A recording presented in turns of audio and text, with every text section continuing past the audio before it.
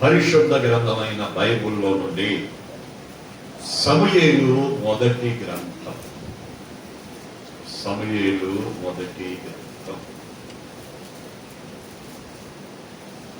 8వ అధ్యాయం.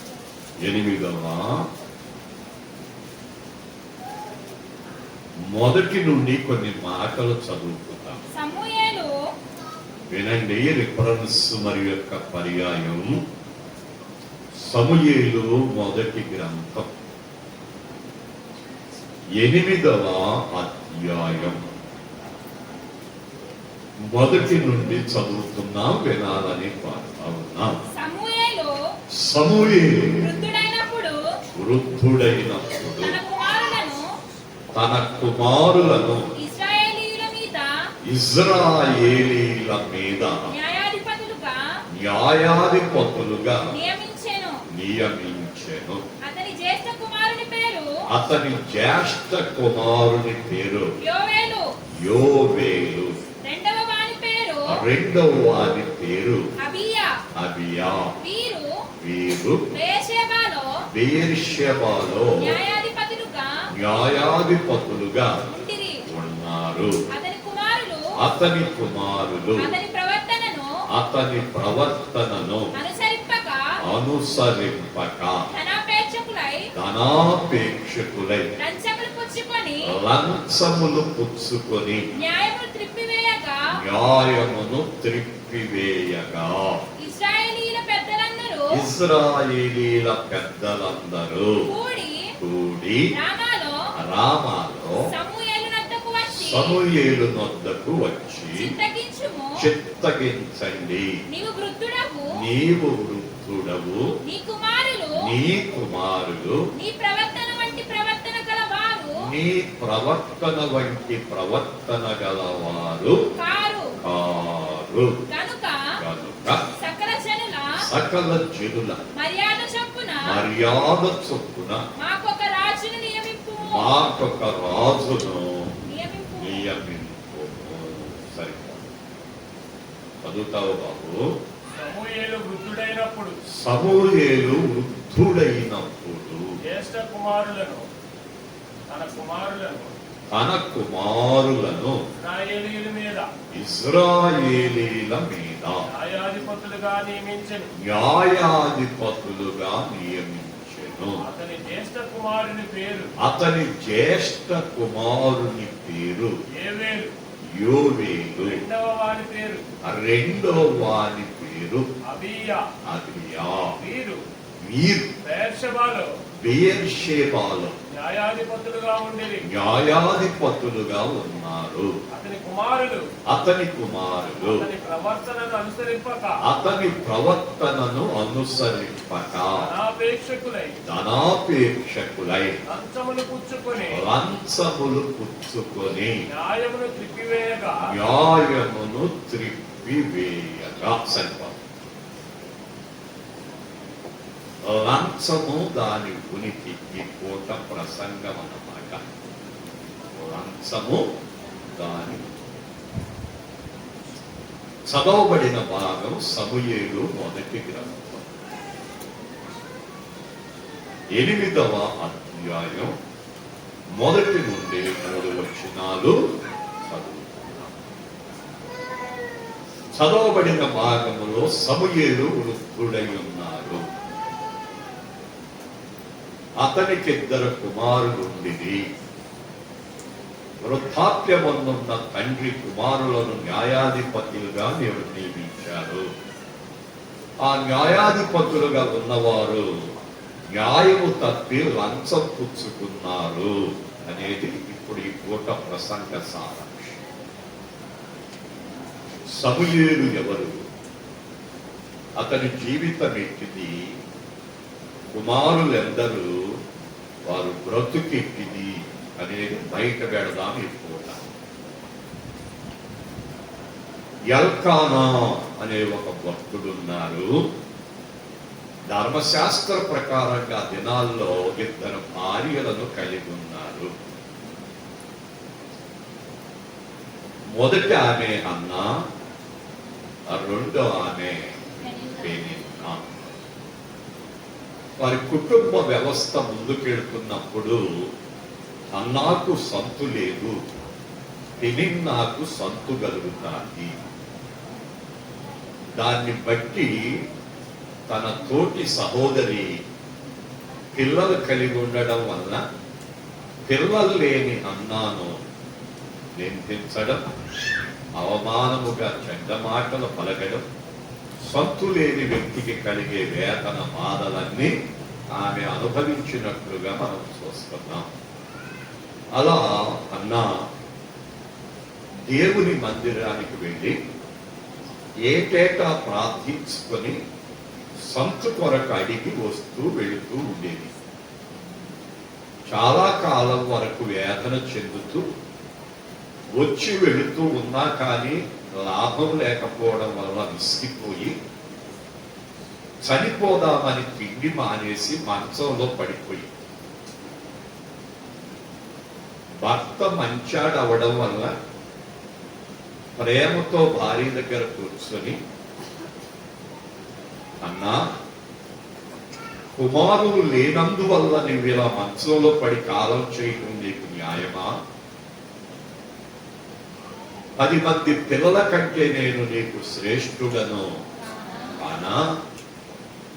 నేను నిన్ను బాగా చూసుకుంటున్నాను కదా, నీకేది తక్కువ కాకుండా నేను వికృతంగా నిన్ను ప్రేమిస్తున్నాను కదా, పిల్లల విషయంలో దిగులు చెంది మంచంలో పడితే ఎలా? ఇంతగా ప్రేమిస్తున్న నేను ఏమైపోతానో ఒకసారి ఆలోచన చేసుకో. నువ్వు ఇలా ఉండడం మంచిది కాదు, ధైర్యం తెచ్చుకొని భర్త భార్యను ఓదార్చి ధైర్యపరిచి ఆదరించి దీవిస్తున్నాడు భర్త. దేవునికి స్తోత్రం. మంచి భర్తలు అంతే. మంచి భర్తలు భార్యలు ఏం చేస్తారు? ప్రేమిస్తారు, గౌరవపరుస్తారు, గొప్ప చేస్తారు, ఏది తక్కువ కాకుండా చూసుకుంటా, కన్నీరు కారవకుండా, కన్నీటి బొట్లు రాల్చకుండా, వేదనతో ఉండకుండా, దిగులు చెందకుండా, బాధపడకుండా ధైర్యపరుచుకుంటూ ముందుకెళ్ళేవాడే మంచి భర్త. ఎవరో మంచి భర్తలు చేసే పని అదనమాట. అందుకని కొంతమంది భార్యలు భర్త మంచితనాన్ని చాతగానితనంగా తీసుకొని చెయ్యి కట్టుకొని ఆడిస్తారంటగా. ఊరికే గుర్తు చేస్తున్నా, మీకు తెలియదు ఏముంటది కానీ భర్త మంచితనాన్ని ఆసరా చేసుకొని కుటుంబం అంతటిని చెంగులు కట్టి తిప్పుతా ఉంటదంటగా. ఎవరో భార్య కుటుంబ నాశనం చేయటానికి భర్త మంచితనాన్ని అర్థం చేసుకొని భర్త గౌరవాన్ని కాపాడుకుంటూ దాన్ని ఇంకా పెంచుకుంటూ కుటుంబ వ్యవస్థను ముందుకు నడిపించుకోవాలే తప్ప భర్త మంచితనాన్ని ఆసరాగా తీసుకొని వ్యతిరేకమైన భావాలతో అత్తమామలను, తోడి కోడళ్లను, మరుదులను, బావలను ఏడిపించుకుంటా కూర్చోటానికి వీలు లేదు అనేది మనం తెలుసుకోవలసి ఉంది. ఎల్కానా మంచి భర్త. దేవునికి స్తోత్రం. ఎలాంటి భర్త? మంచి భర్త. భార్యలను ఇంటి చుట్టూ తిప్పి కొడతా ఉంటారు కొంతమంది. కొంతమంది సూటి పోటి మాటలతో కత్తులు పొడిచినట్టుగా పొడుస్తూ ఉంటారు మరికొంతమంది. ఎవరినే? భార్య. ఇంకా ఏదో తీసుకురావాలని వేధిస్తూ ఉంటారు కొంతమంది భార్య. అయితే ఎవరికైనా అలాంటి వాడు మంచి భర్త. దేవునికి స్తోత్రం. భార్య మంచంలో ఉంటే కూర్చొని ప్రేమతో మాట్లాడుతూ, నేను 10 మంది కొడుకుల కంటే నీకు శ్రేష్టమైన వాణ్ణి కాదా? నన్ను చూసుకుంటే నువ్వు బ్రతకలేవా? నేను నీకేమైనా తక్కువ చేశానా? ఏనాడైనా నిన్ను బాధ పెట్టి అవమానపరిచి గేలి చేసేదైనా తక్కువ చేశానా? ఎందుకు నువ్వు మనోవేదనతో మంచంలో పడతావు? నువ్వు ఆరోగ్యంగా ఉండు, ఆనందంగా ఉండు, సంతోషంగా ఉండు, సుఖంగా ఉండు, నెమ్మదిగా ఉండు, ఆయుష్ కలిగి ఉండు అని భర్త భార్యను ధైర్యపరిచిన వాడుగా కనపడుతున్నాడు. ఎట్టకేలకు ధైర్యం వచ్చింది. దేవుని స్తోత్రం. ఎవరికి? భార్య ధైర్యం ఏంటి? భర్తేగా తల్లిదండ్రులను వదిలిపెట్టి కని పెంచి పెద్ద చేసి ఒక ఉన్నతమైన స్థాయికి తెచ్చి ఒక ఆయనకి ఇస్తే ఆ భర్తే ఆ భార్యకి ఏమై ఉండాలి? తండ్రి ఆయన అయి ఉండాలి, తల్లి ఆయన అయి ఉండాలి, సహోదరుడు ఆయనే అయి ఉండాలి, యజమాని ఆయన అయి ఉండాలి. అన్ని ఆయన అయి ఉండి భార్యను ఏం చేసుకోవాలి? ఎక్కడ చూసుకోవాలి? ప్రేమగా చూసుకోవాలి. మీ అమ్మగారిని ఎప్పుడైనా 10 రోజులు ఉండి రావమ్మా అన్నాను అనుకో, ఎక్కడ మిమ్మల్ని వదిలితే ఇప్పుడు వెళ్ళిపోవటానికి రెడీ అవ్వదు. ఎక్కడ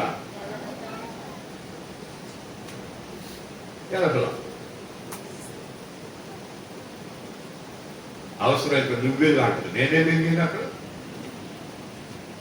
మీ అమ్మగారి ఇంటికి నువ్వెళ్ళి వాళ్ళందరినీ పాల్గొంచుకొని కలిసి కూర్చొని మాట్లాడుకొని రావచ్చు కదా. అర్థమవుతుంది మీకేమన్నా? ఎప్పుడైనా ఏదైనా కూటం కానీ ఏదైనా పని ఉన్నప్పుడు లేకపోతే ఏదైనా ఊరు వెళ్ళేటప్పుడు దగ్గరగా ఇల్లు వద్దామంట. ఇల్లు వచ్చినప్పుడు కూర్చోండి కానీ కానీ అంటాను నేను. ఏది రాత్రి మళ్ళీ బీపీ ఉంటుంది నాకు ఎక్కడ వెళ్దాములే అంటుంది అక్కడ. సరే నువ్వు వెళ్ళు, నేను వస్తాలో 4 రోజుల నుండి అంటదా అట్టాకోగలదు మరి. అర్థమవుతుంది నీకేమన్నా? ఎందుకు ఇట్లా ఏమమ్మా 10 రోజుల నుండి రావచ్చు కక్క అంటా. నేను ఇట్ట ఏడకయ్యా వెళ్ళేది, పెద్ద కుటుంబం, పెద్ద ఇల్లు, నా సంఘం ఏమైపోద్ది? నేను పోవాలనుకుంటే నువ్వు పోయి చూసిరన్నమాట. అదే కక్క అంటే ఏమి తక్కువ కాకుండా చూడటం వలన అంతే. వాళ్ళ తండ్రి కాలం చేశాడు, వాళ్ళ తల్లి కాలం చేసి, వాళ్ళ సహోదరుడు ఉన్నాడు, వాళ్ళ అప్పలు ఉన్నారు. అప్పలు కూడా ఒక్కనే ఉంది, మూగానే ఉంది. కర్మ వాళ్ళందరూ ఇప్పుడు ఆమెకి తండ్రి ఎవరో ఆమెను అడగండి. నేను లేనప్పుడు ఆమె అడగండి. తల్లి ఎవరో? అన్ని ఎవరో? ఎందుకక్క? భార్య మీద ప్రేమ. దేవుని నమ్మిన వ్యక్తి అయితే దైవానికి భయపడి భార్యను మంచిగా చూసుకోగల శక్తి కలిగి ఉంటారన్నమాట. అదే ఎల్కానా, భక్తుడు అన్నమాట, ధర్మశాస్త్రానికి భక్తుడు అన్నమాట, ఆత్మీయుడు అన్నమాట, దేవుని చిత్తాన్ని నెరవేర్చేవాడనమాట, దైవానికి భయపడువాడనమాట, దేవుని వాక్యపు లోతుల్లో ఎదిగేవాడనమాట.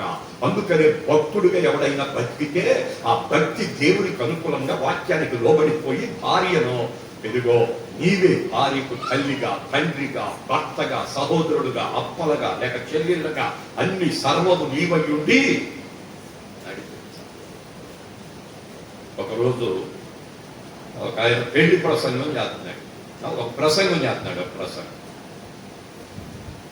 పిల్ల వెంకటేశ్వరరావు అని గుడివాడలో ఉంటాడు, మంచి స్పీకర్ అన్నమాట. ఆయనకి 2 కూతుళ్ళు అంట. ఎక్కడికో వాక్యం చెప్పి అయిపోయినాక కూర్చున్నారు భోజనానికి. వాళ్ళు ఎవరో పెళ్లి సంబంధాలు ఉంటే మాట్లాడుకుంటున్నారు. అవన్నీ మాట్లాడిన తర్వాత పాస్టర్ గారిని అడిగాడంట, వేరే పెద్దమ్మాయి వయసు వచ్చింది కదా, పెళ్లి చేయరా అని, చెయ్యాలి అని చెప్పి అన్నాడంట. సరేనని చెప్పేసి ఆ రోజు ఆ భోజనం చేసుకున్నారు. అక్కడ నుంచి కారు ఎక్కారు, కారులో వెళుతుంటే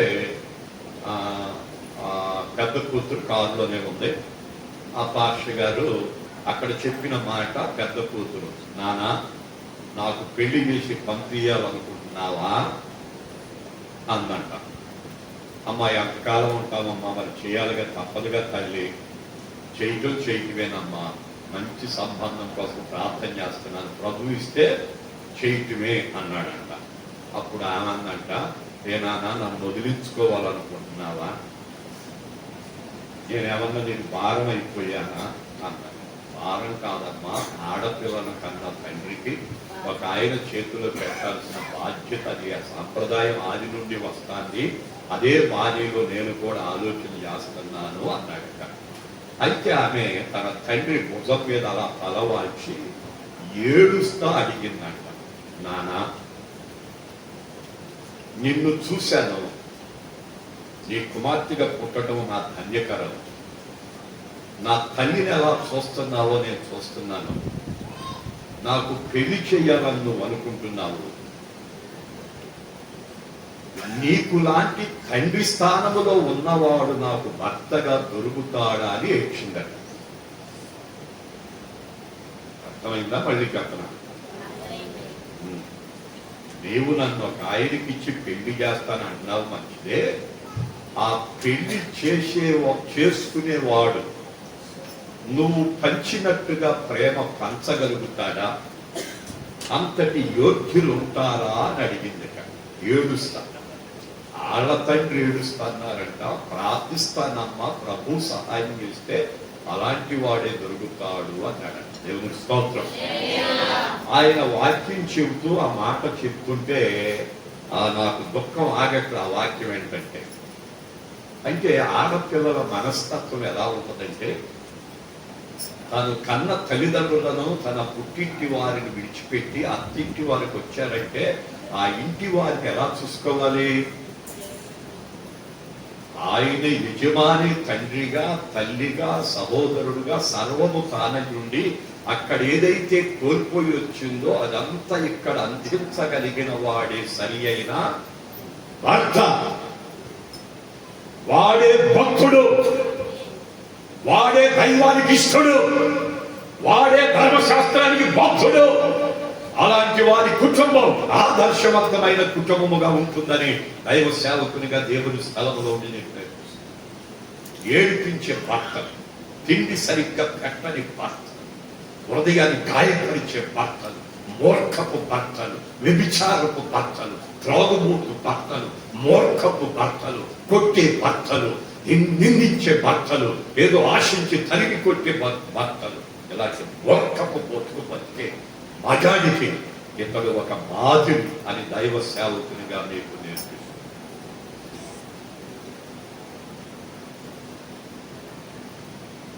ధైర్యం తెచ్చుకోండి. చాలు, మా ఆయన నాకు నా ప్రభువుని అడుగుతాను. ప్రభు ఇస్తే నా కొరకు కాదిక దేవునికి ఇస్తాను అని ఒక నిర్ణయానికి వచ్చి దేవాలయానికి వచ్చి ఏడుస్తూ కన్నీరు విడిచి ప్రార్థించి, అప్పటి వరకు నాకు పిల్లలు కావాలి, నిందపోగొట్టుకోవాలనుకున్న ఈ పిల్ల ఈ రోజు ప్రార్థన మారిపోయింది. దేవుని స్తోత్రం. దేవా, నాకు సంతు కావాల్సిందే, నేను దానికి రాజీ పడను, కానీ నువ్వు బిడ్డనిస్తే ఆ బిడ్డ నీకే ఇచ్చేస్తా, సహాయం చేసి పెట్టని ఏలి ఉన్నాను, ప్రార్థించాను, పంపించేశాను. గర్భవతి అయింది, కుమారుని కన్నది, పాలు విడిచిన తర్వాత బిడ్డను తెచ్చింది, దేవాలయంలో ప్రతిష్ఠించి దేవునికి అప్పచెప్పి ఈ బాలుడు సమూయేలు ఏలి ప్రవక్త దగ్గర అతడు చెప్పినట్టుగా వీటితో పరిచయం చేస్తుంది. చిన్న వయసులో ఉండగా దేవుడు మాట్లాడాడు. అది దేవుని మాటని ఏలి గుర్తిరిగి, ప్రభు నేనున్నానని చెప్పయ్యా, ప్రభు మాట్లాడతారు. ప్రభు సమూయేలుతో మాట్లాడాడు. ఏలి కుటుంబం ఏమైందో దాన్ని ముందుగానే బయలుపరిచారు. ఇజ్రాయిల్ ఏమై ఉంటారో దాన్ని బయలుపరిచారు. అలా సమూయేలు బాల్యము నుండే దేవుని స్వరం వింటూ భక్తుడిగా నిలిచి బ్రతుకుతూ దేవుని కృపలో ముందుకెళ్లిన వీరుడు, ప్రార్థనా వీరుడు. ఇదిగో సమూయేలు ప్రవక్త.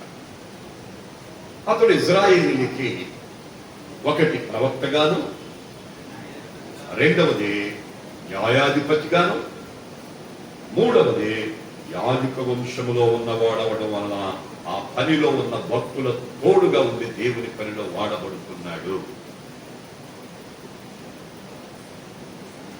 సమూయేలు ఏలుబడంతా అతని నాయకత్వం కిందే 12 గోత్రాలు ఏకభావంతో వెళ్ళారు.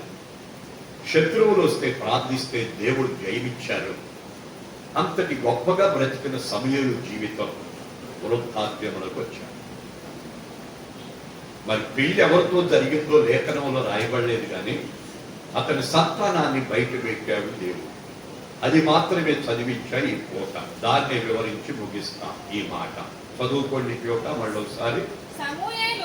సమూయేలు అదిగో విన్నారా, న్యాయాధిపతిగాను ప్రవక్తగాను ఒక రాజుగా ఏలుచున్న ఈ సమూయేలు జీవితం ప్రజల మధ్యలో ఎలా ఉంది అంటే, దేవునికి భయపడి దైవానికి ఇష్టడుగా దేవుని చిత్తాన్ని నెరవేర్చే భక్తుడుగా బ్రతికిపోతున్నాడు.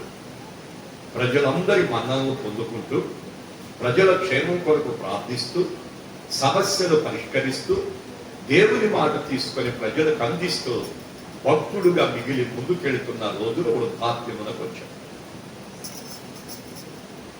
అతని ప్రవర్తన ఇజ్రాయెల్ అందరి దృష్టికి యోగ్యముగాను, మంచిదిగాను, మేలుకరమైనదిగా ఉంది కాబట్టి ఇప్పటి వరకు ఆయన ఏలుబడిలో ఉండిన.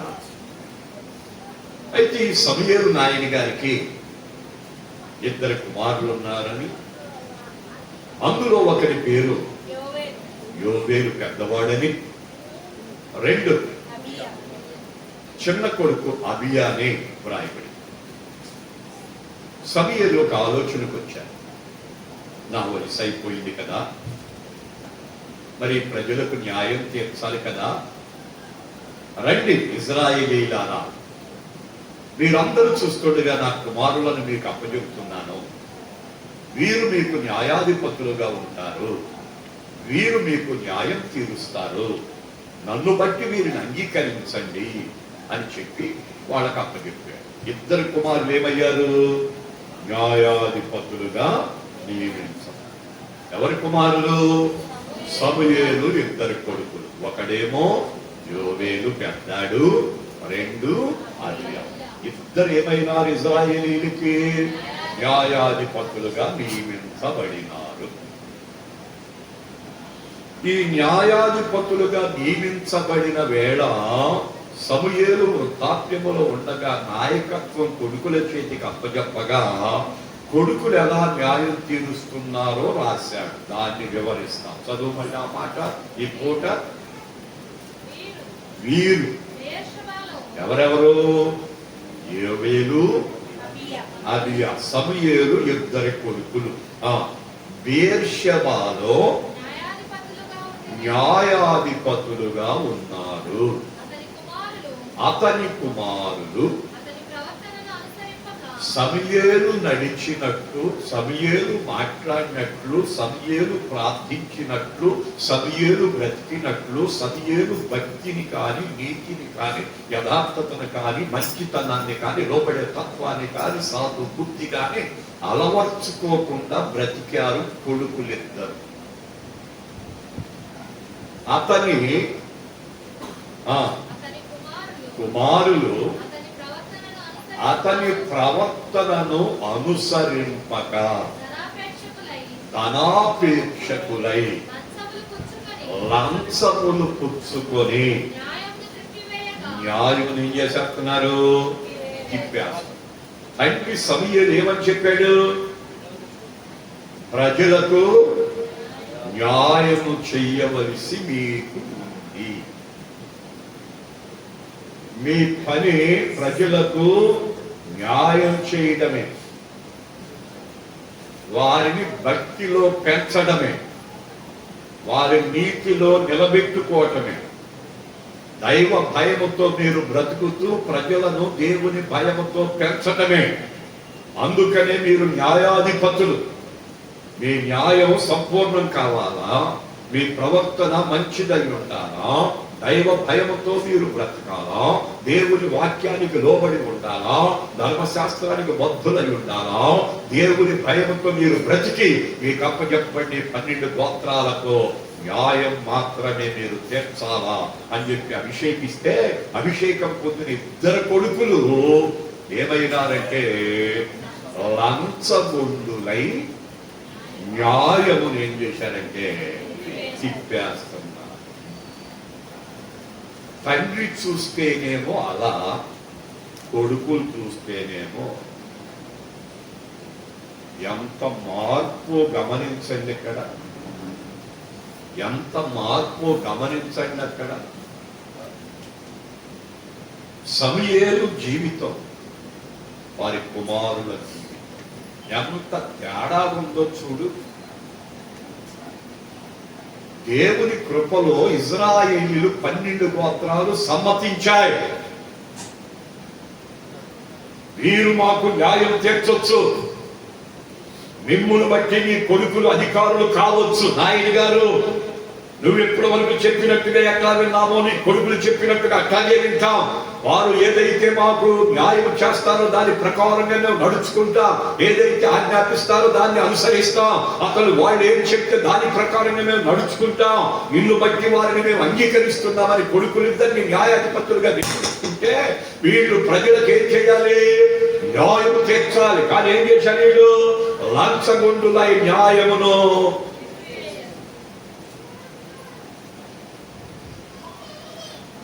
అరే తండ్రి బ్రతుకున్నాడు, ఆయన ఎలా బ్రతికాడో కన్నులారా చూశారుగా.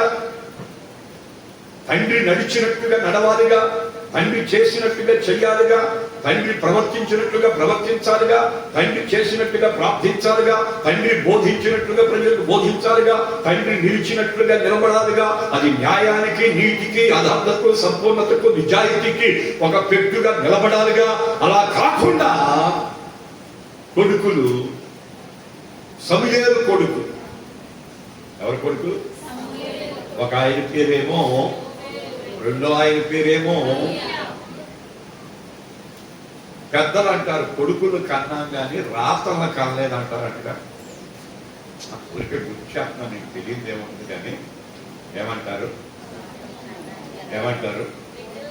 బిడ్డల కన్నాం కన్నానా, మరి రాతలను మనం కనలేదయ్యా.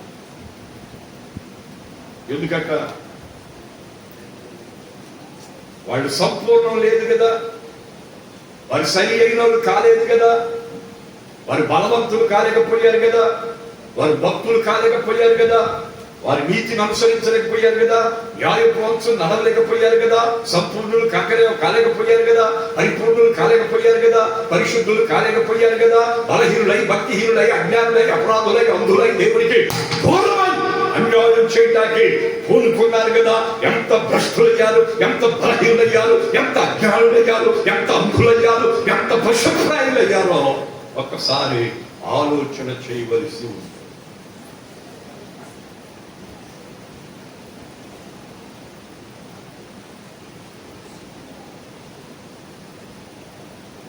సేవకులు పిల్లలు సేవకులు అవుతారని మోసపోతారు విశ్వాసులు. మోసపోమాకండి.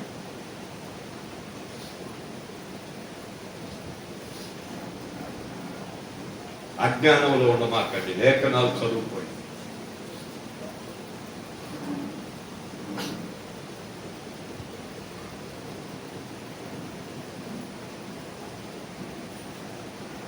న్యాయమును అనుసరించి నడవలసిన వారు, న్యాయమును బోధించవలసిన వారు, సమాజమును న్యాయముగా నడిపించవలసిన వారు, న్యాయపు అంచులో నిలబడి దేవుని శక్తిని అనుభవించవలసిన వారు న్యాయమును త్రిప్పివేసి లంచాలు పుచ్చుకోవటం మొదలెట్టారు. ఎవడైనా కుటుంబంలో అయ్యా మా ఆవిడ అట్ట, మా ఆయన ఎట్ట, కొడుకులు అట్ట అని వచ్చారనుకో, పెట్టండి కట్ట, అక్కడ డబ్బులు పెట్టండి అక్కడ, భక్తులని పశువులు ఇక్కడ, వెండి ఉంటే వెండి పెట్టండి అక్కడ, బంగారం ఉంటే బంగారం పెట్టండి ఇక్కడ. అప్పుడు మేము ఏం చేస్తామంటే న్యాయం చేస్తాం. అదైనా న్యాయం చేసేవాళ్ళ వీళ్ళు అన్యాయానికి వారసులు. వీళ్ళు లంచగుండులు కదా, అటు ఇటు రెండు పక్కల లాగుతారన్నమాట. దేవునికి స్తోత్రం, స్తోత్రం. ఈ రోజుల్లో కోర్టుకి వెళ్తారు, కేసు న్యాయం తీరుద్దని. కోర్టులో కేసు ఎత్తి అటు ఆడు వీడు మాట్లాడుకొని అట్లాగి ఇట్లాగి మొత్తం లాగి వీళ్ళు ఉన్నదంతా ఓడగొట్టినాక ఇప్పుడు ఆఖరికి వీళ్ళ దగ్గర పిన్న రాదురా అయిపోయింది అక్కడ అనుకున్నప్పుడు వదులుతారు. అవుతుందా? లేదంటే మధ్యలో మళ్ళీ రాజీ అంటారు, ఒక 2 లక్షలకి మాట్లాడదామంటారు. చెరో 50 మనకి 1 లక్ష ఖాయం చేసేద్దామా? ఖాయం చేసి మాయ మాటలు ఆడకి చెప్పి ఏడకి చెప్పి 2 లక్షలు తీసుకొని 1 లక్ష ఆడికెత్తారు. ఒక చెరో 50 లంచగొండు. ఏ గొడ్లు? సమూయేలు భక్తుడు, ప్రార్థనా పరుడు, న్యాయాధిపతి. అతడు ఆత్మీయుడు. అలాంటి వారి కొడుకులు పుట్టారు, 2 కొడుకులు. ఏమై ఉన్నారు? న్యాయమును తిప్పివేస్తూ లంచాలు పుచ్చుకుంటున్నారు. లంచం పుచ్చుకోవటం వల్ల కలిగే నష్టాలు రాసుకో, చదువుకొని పూట రా. ప్రసంగి 7:7 ఎవరైనా చదువుకోవచ్చు. ప్రసంగి గ్రంథం 7వ అధ్యాయం 7వ వచనం. అన్యాయము చేయుట వలన జ్ఞానులు తమ బుద్ధిని కోల్పోతారు. లంచము పుచ్చుకొనుట చేత. అది విషయం ఇక్కడ. 1 అని పెట్టుకో. లంచము పుచ్చుకొనుట వలన మనస్సు చెడిపోతుంది. సమూయేలు మంచివాడు. కొడుకుల మనస్సు చెడిపోయింది, చెడ్డవారుగా మలచబడ్డారు.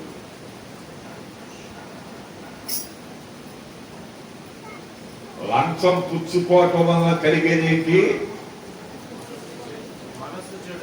మనసు ఏమైపోద్ది? చెడిపోద్ది.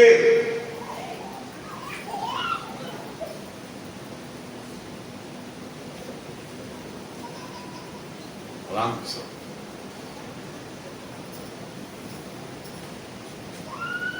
ఏదైనా ఒక వ్యక్తి సహాయానికి వస్తే, ఎంత ఇస్తే ఈ కార్యాన్ని చేసి పెడతా అని వ్యతిరేకమైన భావాలతో డబ్బు గుంజుతారు చూడు, దాన్ని ఏమన్నారు? లంచం అన్నారు. అదేంటి భాష గారు మీకు తెలియదులే, లంచం లేకపోతే మనకు చెప్తారా, ఎందుకు మాట్లాడతావు కానీ అన్నట్టుగా లోక సామెత కూడా చెప్తారు. అర్థమైందా మీకు?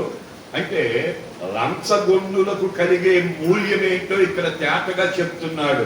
1 మనసు ఏమైపోదే?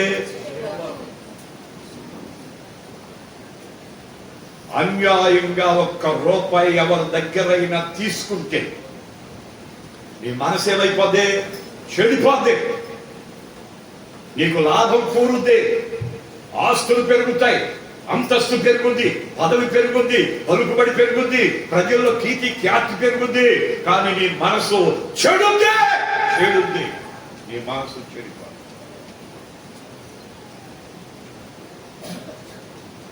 నీ మనసు చెడిపోదు. నీ మనసు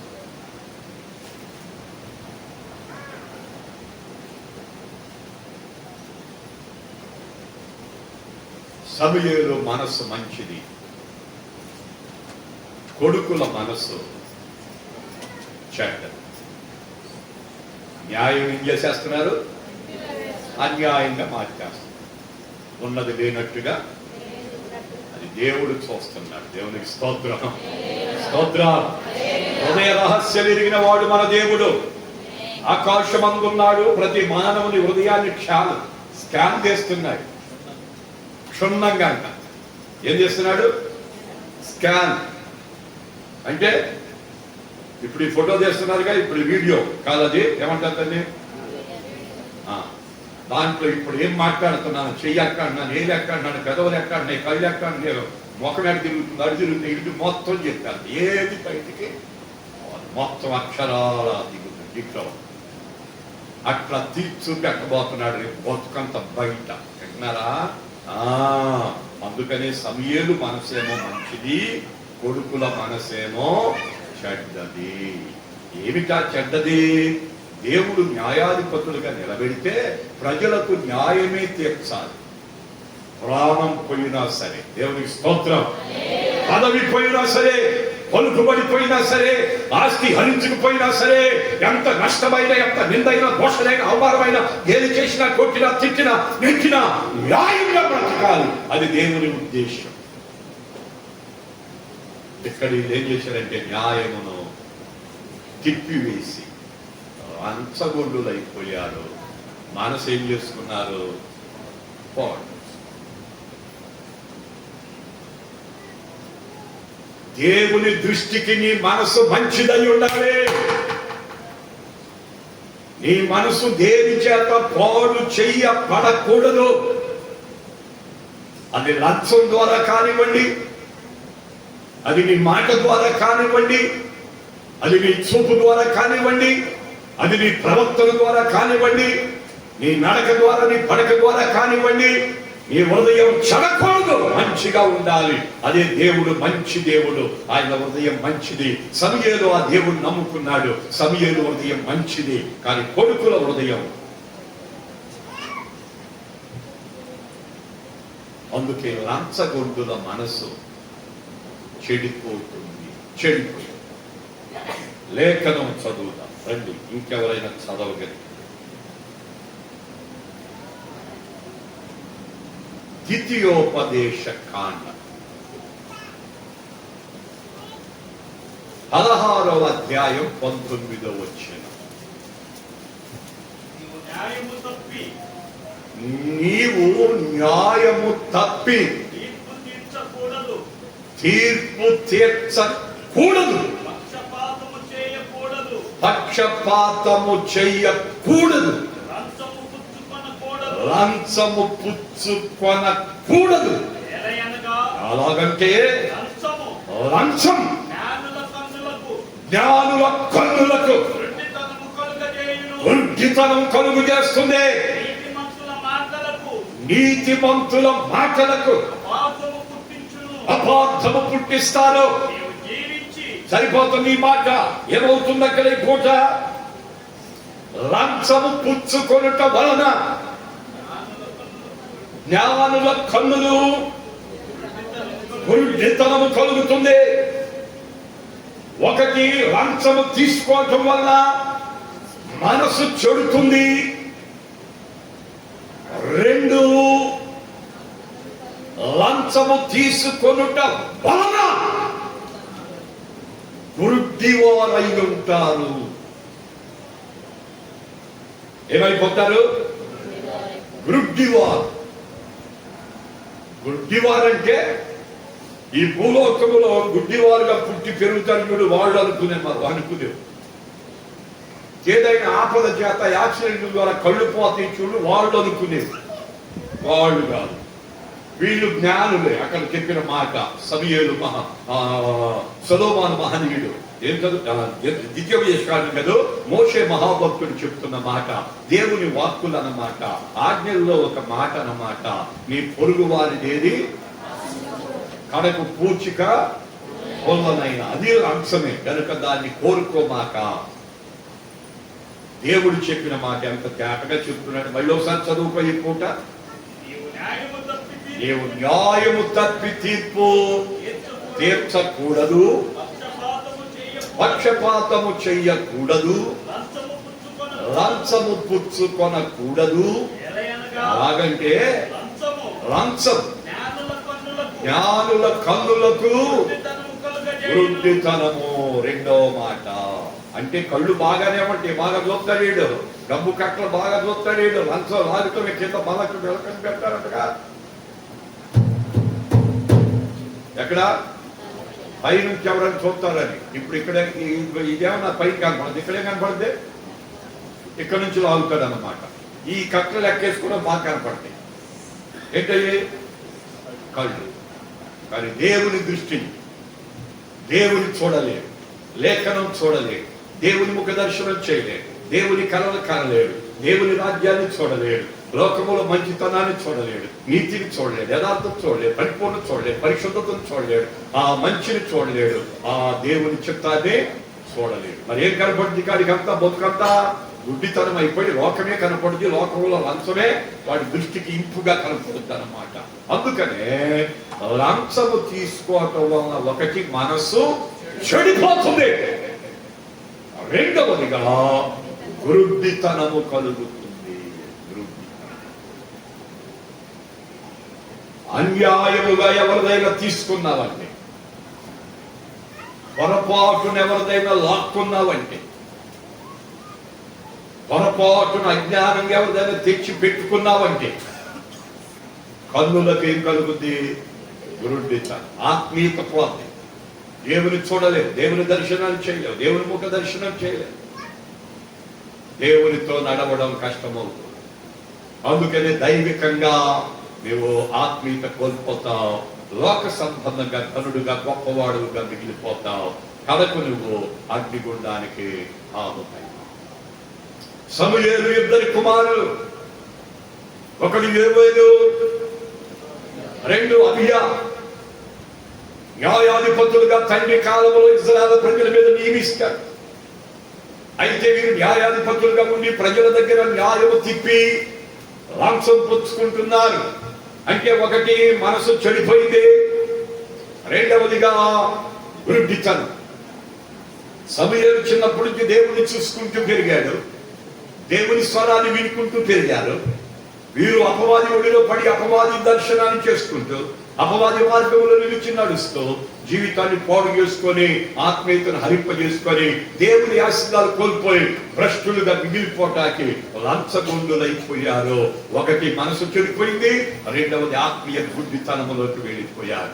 భక్తులుగా బ్రతకవలసిన వారు, తండ్రి పేరు నిలబెట్టవలసిన వారు, ఇశ్రాయేలు ఏలవలసిన వారు, న్యాయాధిపతులుగా నిలబడవలసిన వారు, వారి వంశ వంశ వంశ వంశ తరతరాలు ఈ కుటుంబం దేవుని కృపలో వర్ధిల్లి ఈ తరాల ప్రజలు ఏలవలసిన వారు ఎందుకో పనికిరాని భ్రష్టత్వంలోకి వెళ్ళారు అని. అదే ద్వితీయోపదేశకాండం 27వ అధ్యాయం 25వ వచనం. నిర్దోషికి ప్రాణహాని చేయుట, నిర్దోషికి ప్రాణహాని చేయుట, లంచము పుచ్చుకొనువాడు, లంచము పుచ్చుకొనువాడు శాపగ్రస్తుడని చెప్పగా, శాపగ్రస్తుడని చెప్పగా ప్రజలందరూ ఆమేన్ అనవాలి. ఆమేన్. లంచం తీసుకోవటం వల్ల ఏమవుతాడు నరుడు? ఒకటి మనసు చెడిపోతుంది, రెండు వృద్ధితనము కలుగుతుంది, మూడు శాపగ్రస్తులవుతారు, శపించబడతారు. వంశమంతా శాపమే. ఇక వంశం పేరు కనపడదు, అది రాలిపోద్ది, కూలిపోద్ది, నశించిపోద్ది. ఇక వారి పేరు భూమి మీద నుండి కొట్టివేయబడు. అది శాపం. లంచము మానవుణ్ణి శాపగ్రస్తుడిగా చేస్తుంది. ఇతరుల్ని ఆశిస్తే శాపగ్రస్తుడు అవుతావు, ఇతరుల్ని వంచిస్తే, ఇతరుల్ని బాధ పెడితే, ఇతరుల్ని గాయపరిస్తే, ఇతరులు దాన్ని ఆశిస్తే నువ్వు శాపగ్రస్తుడివి, శాపగ్రస్తురావవుతావని లేఖనం తేటగా. నీతో ఆగదు నీ శాపం, నీ పాపం, నీ వ్యభిచారం, నీ దొంగతనం, నీ త్రాగుడు, నీ చోసం, నీ మత్సరం, నీ విభేదం, నీ అల్లరి, నీ నీచ కార్యాలు నీతో ఆగవు. తరతరాల వంశ నాశనమైపోవటానికి శాపం తెచ్చుకుంటున్నావు, శాపం తెచ్చుకుంటున్నావు.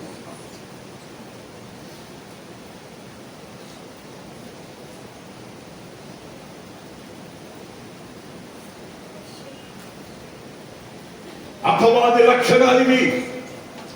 సైతాను పన్నాగమది. వాడు ఉచ్చులో పడ్డావు, వాడి గాలం వేశాడు, నీకు నొక్కేశాడు. ఇక్కడ సమూయేలు భక్తుడు, ఇద్దరు కొడుకులు భక్తిహీనులు శాపగ్రస్తులైపోయారు. అక్కడ లాంఛం పుచ్చుకొని న్యాయం ఏం చేశారంటే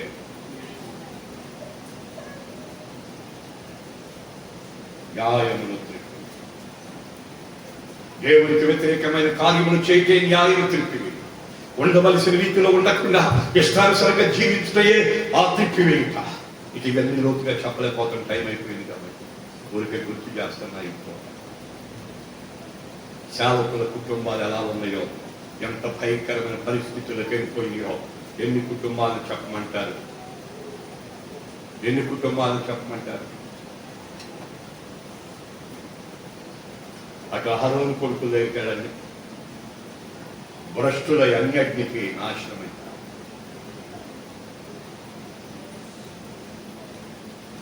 అటు దావీదు కుమారుల దగ్గర వ్యభిచారులై నష్టపోయి నరకానికి వెళ్ళిపోయారు.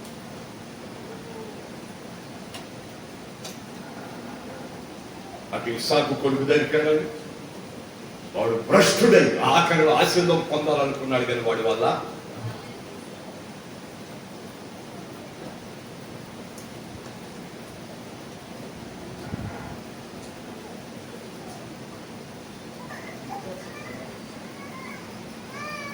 యోబు గ్రంథం రండి, ఎవరైనా చదవగలిగితే ముగిస్తాను. 15వ అధ్యాయం 34వ వచనం చదువుకో. భక్తిహీనుల కుటుంబం భక్తిహీనుల కుటుంబం సొంతమగును. ఏమవుతుంది? నిస్సత్తువగును. మళ్ళీ చదువు, మళ్ళీ చదువు. భక్తిహీనుల కుటుంబం నిస్సత్తువగును, లంచగొండుల గుడారములు. ఆజ్ఞ ఏం చేస్తుందంటే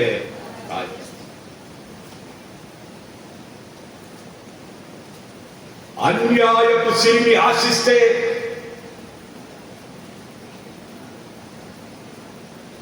లంచం పుచ్చుకుంటే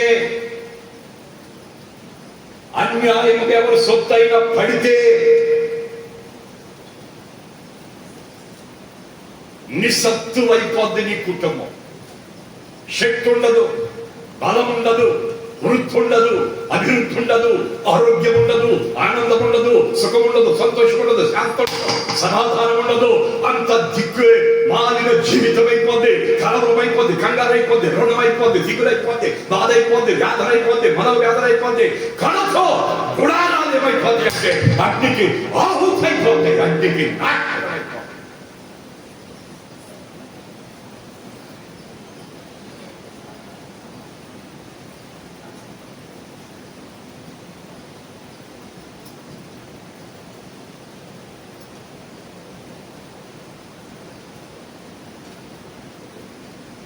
లంచము తీసుకోవటం వలన,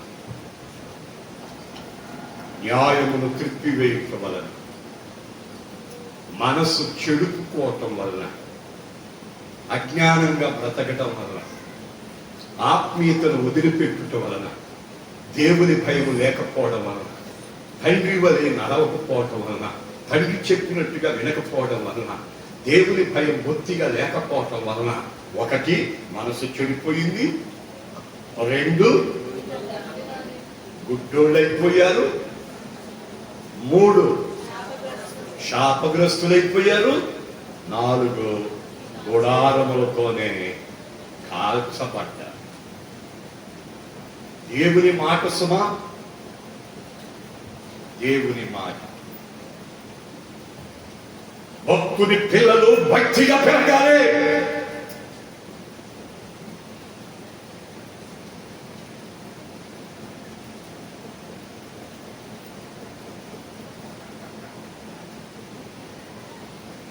నేను అందుకనే సేవకుల మీటింగ్లో చెప్తున్నాను, నా అనుభవాన్ని బట్టి.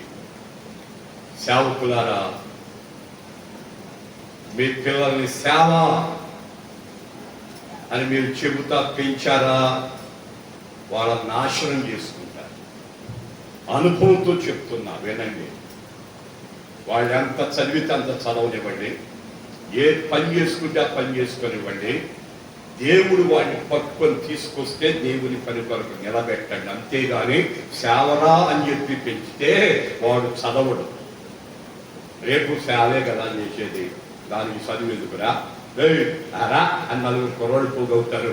ఇక అన్ని అలవాట్లు గురి అయిపోయి బతుకంతా పాడు చేసుకొని ఇక ఆఖరిగా వచ్చి దేవుడా దేవుడా అని సేవ చేయటానికి వస్తారు. ఏం చేస్తారు? వచ్చి ఏమి చేయలేక, ఎందుకు పనికి రాక నాశనం అయిపోతారు. అందుకని మీ పిల్లలకి ఎప్పుడు కూడా సేవ అని మాత్రం పెంచొద్దు, భక్తిలో పెరగమని చెప్పి పెంచండి.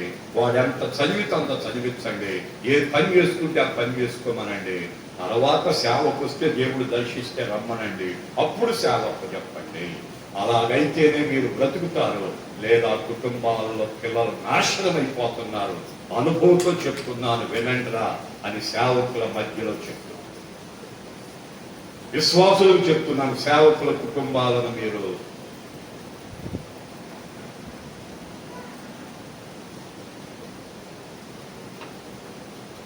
జాగ్రత్తగా ఉండండి. జ్ఞానంతో బ్రతకండి, బుద్ధిహీనంగా నడవద్దు. చెప్పలేకపోతున్నాను, టైం లేదు కాబట్టి ఎప్పుడైనా మళ్ళీ ఒకసారి చెప్తానే ఈ అంశాన్ని ఇక్కడికి ఆపేస్తున్నాను. లంచం తీసుకోవటం వల్ల కలిగే లాభమా, అది నష్టమా? నష్టమే. ఏమన్నారు దాన్ని? 1, మనసు చెడిపోతుంది. 2, వృద్ధితనం వస్తుంది. 3, శాపగ్రస్తులు అవుతారు. 4, అగ్నికి ఆహుతవుతారు. ఇది లంచగొండులకు కలిగి న్యాయము తిప్పివేసే ప్రజలకు కలిగే మూల్యం. ఇజ్రాయేల్ అందరూ పోగుబడి సమూయేలు నాయనా అని వచ్చారు. ఏం బాబు? నాన్నగారు, నీ కొడుకులు నీ వంటి ప్రవర్తన గలవారు కారయ్యా. అందుకని బాబా, మాకొక రాజుని నువ్వు ఉండగానే నియమించి వెళ్ళయ్యా అని వాళ్ళందరూ అతన్ని వేడుకున్నారు. దేవుని స్తోత్రం, స్తోత్రం, స్తోత్రం, స్తోత్రం, స్తోత్రం. దేవుని పిల్లలారా, సమూయేలు ప్రవర్తించినట్లుగా కొడుకులు ఏవేలు కానీ అబియా కానీ ఎవరన్నా ఒకడైనా మంచివాడై బ్రతికినట్లయితే వాడిని నిలుపుకునేవారు. కానీ ఇద్దరు కూడా న్యాయం తప్పి లంచగొండులు అవటం వల్ల మాకొక రాజుని నియమించండి అయ్యా. స్తోత్రం, స్తోత్రం, స్తోత్రం, స్తోత్రం.